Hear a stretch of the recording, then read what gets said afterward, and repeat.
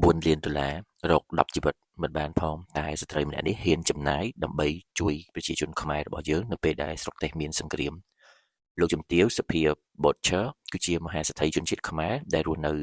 ឯប្រទេសអាល្លឺម៉ង់បានមកដល់ប្រទេសកម្ពុជារួចបានឆ្លៀតប្រាប់ DJ Nana ថាជួយទាហានផងអ្នករបួសផងអ្នកពលីផងជនភៀសសឹកផងនិងអ្នកពិការផង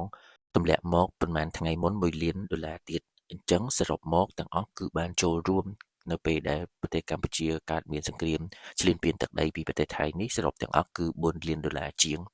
គួរបញ្ជាក់ឡើងវិញបន្តិចផងដែរថាកាលពីពេលថ្មីៗនេះលោកជំទាវធ្លាប់បានប្រាប់ម្ដងហើយថាបានជួយពួកគាត់1លាន90,000ដុល្លារតែពេលនេះគឺឡើងរហូតទៅដល់ទៅជាង4លានដុល្លារឯណោះដូច្នេះហើយថ្ងៃនេះខ្ញុំក៏សូមមកសង្ខេបអំពីជីវភាពរបស់បងសុភា Voucher និងស្វាមីរបស់គាត់គឺលោកឧដូមានមនុស្សម្នាជាច្រើនបានឆ្ងល់អំពីពួកគាត់ថាតើពួកគាត់គឺជាអ្នកណាហេតុអ្វីបានមានលុយបរិច្ចាគច្រើនម្ល៉េះ influencer ម្នាក់ទទួលបាន10000ដុល្លារម្នាក់ទទួលបាន10000ដុល្លារហើយខ្លះទៀតក៏ទទួលបាន5000ដុល្លារដើម្បីជួយដល់បងពូវីរៈកងទ័ព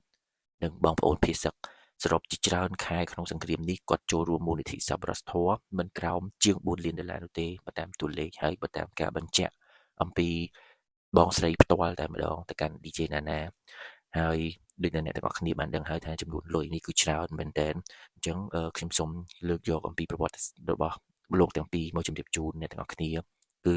លោក Udo Butcher គឺជានាយកគ្រប់គ្រងនិងជាស្ថាបនិកនៃក្រុមហ៊ុន Butcher AG ដែលជាក្រុមហ៊ុនលក់ទំនិញដុំនិងរាយដ៏ធំមួយរបស់ប្រទេសអាល្លឺម៉ង់សម្រាប់អតិថិជនអាជីវកម្មក្រុមហ៊ុន Butcher AG គឺជោគជ័យខ្លាំងណាស់នៅឆ្នាំ2024តាមរយៈទិន្នន័យពី Wikipedia ក្រុមហ៊ុនរបស់គាត់រកចំណូលបាន910លានអឺរ៉ូប្រហែលទៅនឹង1000លានដុល្លារសហរដ្ឋអាមេរិកដោយសារតែកំណើនដ៏រឹងមាំនិងស្ថិរភាពនៃក្រុមហ៊ុន Boucher AG ទៅកាន់ជិត1000លានអឺរ៉ូនៅក្នុងមួយឆ្នាំក្នុងចំណូល Sale តួនាទីនិងទ្រព្យសម្បត្តិរបស់លោកពូក្នុងនាមជាស្ថាបនិកនិងនាយកគ្រប់គ្រងត្រូវបានគេរំពឹងថានឹងបន្តកើនឡើងថែមទៀតនៅឆ្នាំក្រោយៗភាពជោគជ័យ